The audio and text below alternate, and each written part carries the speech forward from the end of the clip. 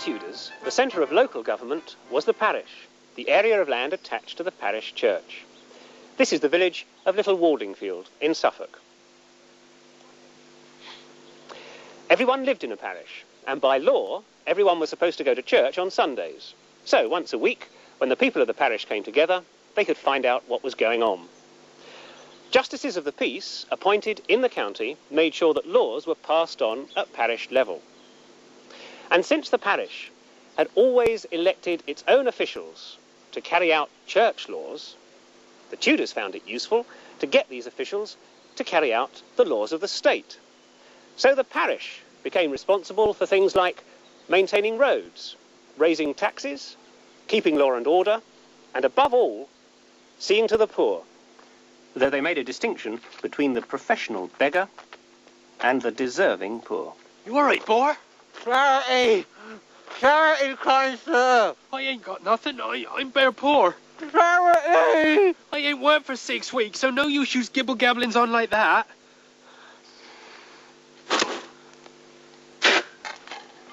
Here, a minute past you was walking all wanky. Now you're... My glazes are acting up something terrible. I thought you was a merchant or something. No, I's a field worker. Or I was. I'm from over in there, about 10 mile. John.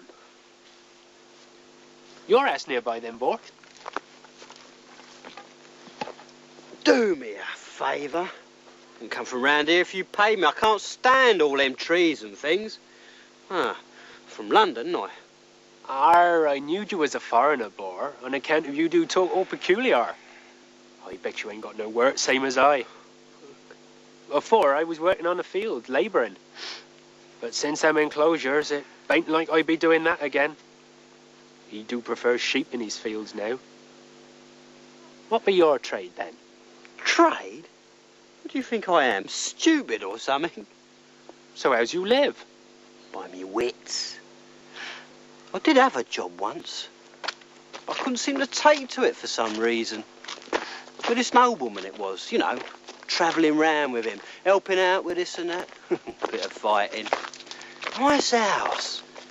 But I always seemed to be doing all the work, while he just sat around on his backside doing nothing.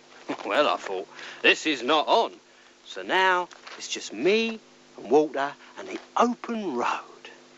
Walter? You stick with me, son. You could learn a thing or two to your advantage. Are you hungry then? Yeah. Go. Or it do taste of soap something awful. Yeah, I'll have some water then. There we are. And shake a bit too. God bless you, my lady. Could you spare a penny for my poor sick friend? No. He's ever so sick. I see that afore. That be the old soap trick. Old? Do you know, boy, you ain't alone in knowing how to get your hands on a nice bung full of shells. Pretty doxy. And one of us too. I was. Yeah? What you doing now then? I's a spinner. On your way home, are you? No. I've been enough spinning to keep I. Being as how there's a slump in the cloth trade. So it's working a bit, don't the alehouse? 'Tis on the right, a 4-cross road, and you do a middling good brew. Your friend get better quick, didn't he? Oh, dear me. You've got a lot to learn. All I want is a job. I can't beg, can't do it no-how. Oh, we'll see. I'll tell you what we'll do. I'll introduce you to Walter.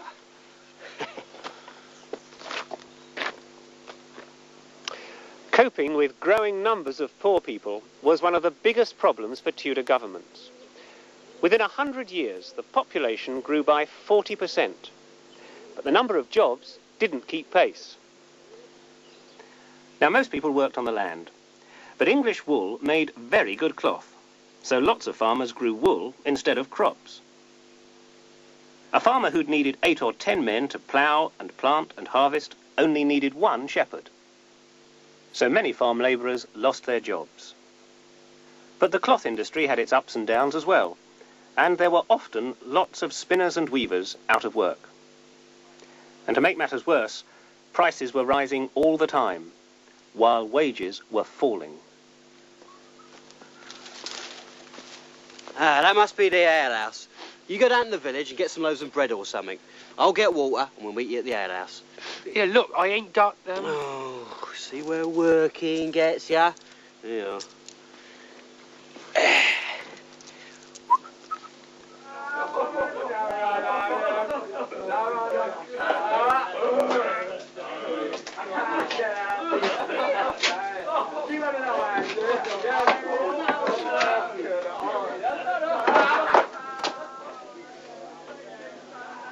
Well, I never.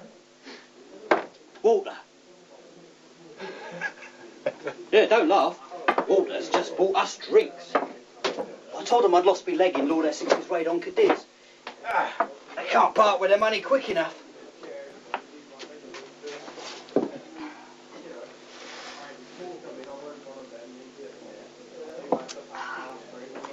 You're off, my dear. Yeah. Is that it? That all? Bread were a pretty penny and all. Well, of course it were. Beer and bread's all made from crop, isn't it? So how's come we's having to pay more and more for it? So varsy.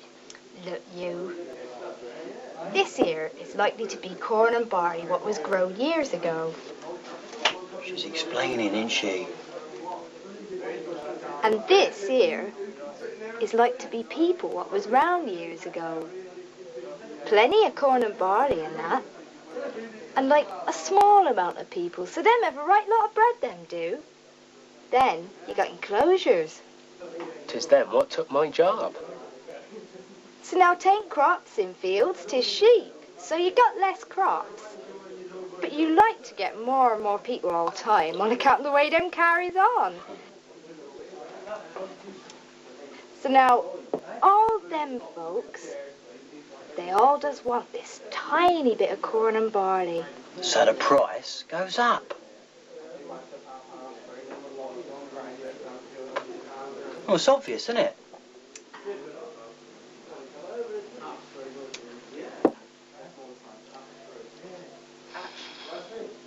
And you got sniffing no work then? No, I ain't got nothing, no how. You word on any? I ain't neither. But you what you said with them new laws. That constable think you was a beggar, then you got reason to be afeard. Last him catched, he give him such a whipping that he busted out blaring just like a child. Hey, my Doxy, how about coming on the road with me? But with your brains and my good looks, we could make a fortune. No. Cloth trade's like to pick up soon. More ale! And this here job, I give it back again. Go you and see Vicar. You won't got nothing from no one else round here. Yeah. And he's not likely to turn away an old veteran from Cadiz, is he? In earlier times, the church, especially monks, had supported the poor. They ran hospitals and almshouses and gave food or money to beggars. But when Henry VIII got rid of the monasteries, the poor became the government's problem. Though often, wealthy laymen would help by founding almshouses for the old and sick, like these. The government didn't know what to do about the poor, especially the unemployed. They seemed to believe that many people were lazy and didn't want to work. So they passed laws to punish them for not working. The job of enforcing these laws fell to the justices of the peace and the constable.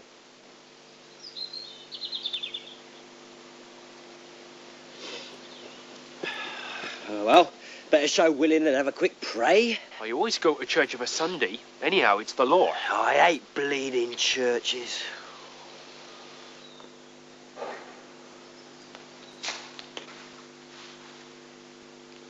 I thought as how you didn't like praying. I can't get up, can I? You've been struck by God, boy. Nah, just done the straps up too tight, didn't I? Kiss the hand. Oh, yes. And who might you be? Could ask you the same question, couldn't we? I'm the constable. But we wouldn't. And I won't have an ancient position mocked by a lummox like you. Old war wound. Cadiz. Still plays me up on cold nights. You two from this parish? Oh, we can check easy enough. Got all the names written down. I ain't. I was just looking for work. You got beggar written all over you. He's not. Honest. Ah, there you are, Constable. Just a man. Justice of the peace. That's handy. We could have you whipped and on your way in no time. Been checking the parish registers. They seem to be all mixed up with...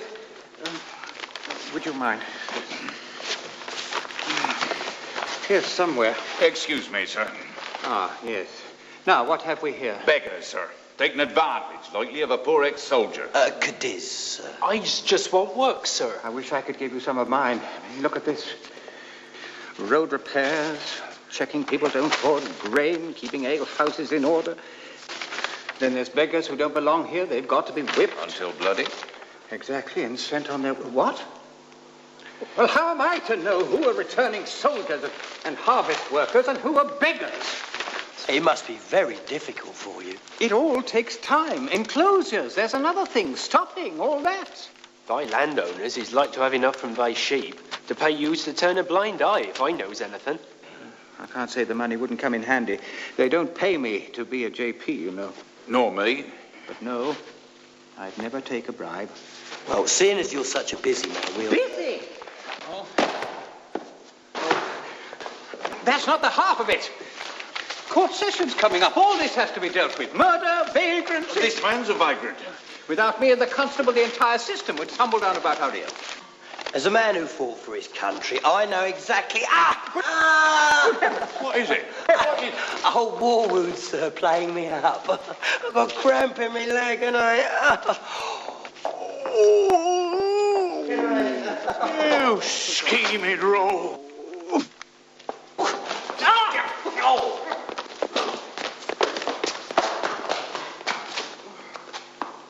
Thank you. All I want is a job. Honest, sir, I's a good worker. If we possibly could, we'd take you on the parish, but we have our hands full with our own poor. If you weren't born here, you have to return to your own parish. I'm afraid that's the new law. Now go quickly. Go on. Before that awful constable comes back. Today, your county record office looks after all the old parish registers, and some of them even have records going back as far as Elizabethan times. That's one of the reasons that we know so much about the Elizabethan poor laws. We know that church wardens had to keep a record of all the needy in the parish, raise money to support them, and note how much the poor received. Now, this old writing is very difficult to read, and the archivist gave me quite a bit of help. So I know that this document says, distribution by Edward Hayward and Louis Mortlock, church wardens of the parish of Clare. That's near Little Waldingfield. As followeth. To Mother Illingworth, 4d. To Ursula Potter, 3d. To Clym Bateman, 2d. To Goody Gost, 3d. And the money's in Roman numbers. Most of the people in need seem to be women. That's rather like today. Now, by Elizabeth's Acts of 1598 and 1601, this money to support the poor was raised from the better off. And if they refused to contribute, they could be fined. And in this document, we've got some of their names. Money received for the contribution. Received more of Mr. Tyler of London. So he was probably a local boy who'd made good. Received of Sylvester Strutt, and so on. Altogether, £15 was collected for the poor. The people who collected it were called overseers of the poor, and they were chosen from well-off householders. They too could be fined if they refused to do the job, though, like most local government work, it was unpaid. Here are some of the overseers' names. Gregory Hubbard, George Bloomfield, John Cadge, and Francis Cross, who signed his name with an X. Obviously, he couldn't write. As well as recording how the poor law was carried out, the parish was supposed to keep a list of who lived there, and the vicar usually made a register of births, marriages, and deaths. So if you're interested in local history, you can find out quite a lot about the way people used to live from information like this.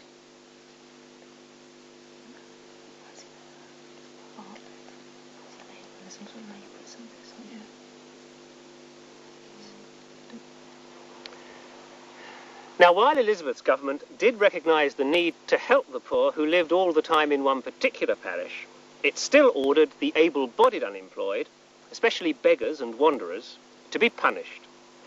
They could be branded, whipped, imprisoned, or put in the stocks.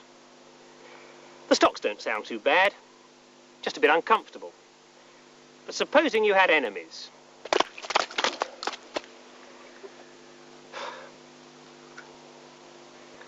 But not all these laws were carried out.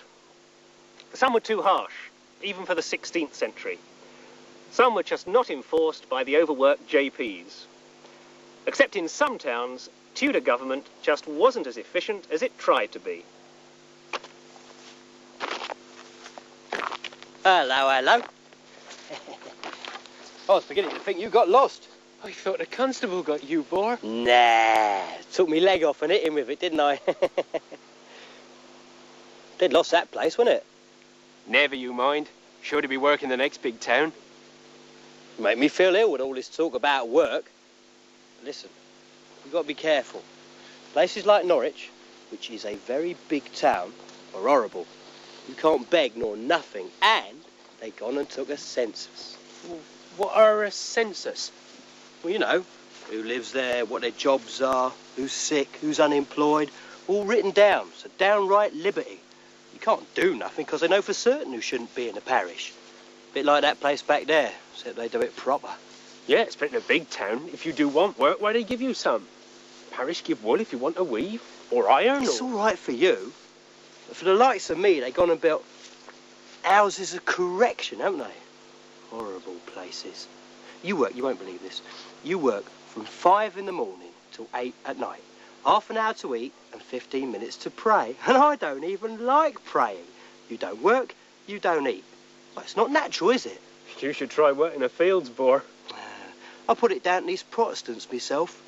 Work and pray, work and pray. It's better off for them Catholics, I can tell you.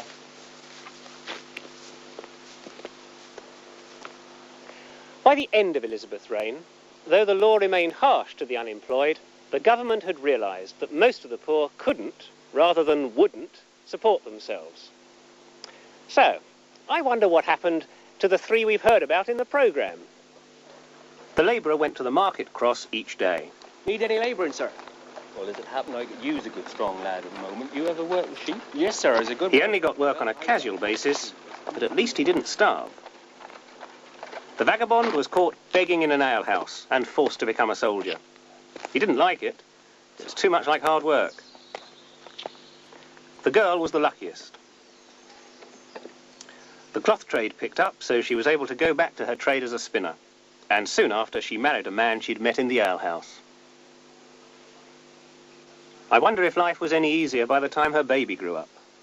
Hark, hark, the dogs do bark, the beggars are coming to town. Some in rags and some in jags and one in a velvet gown.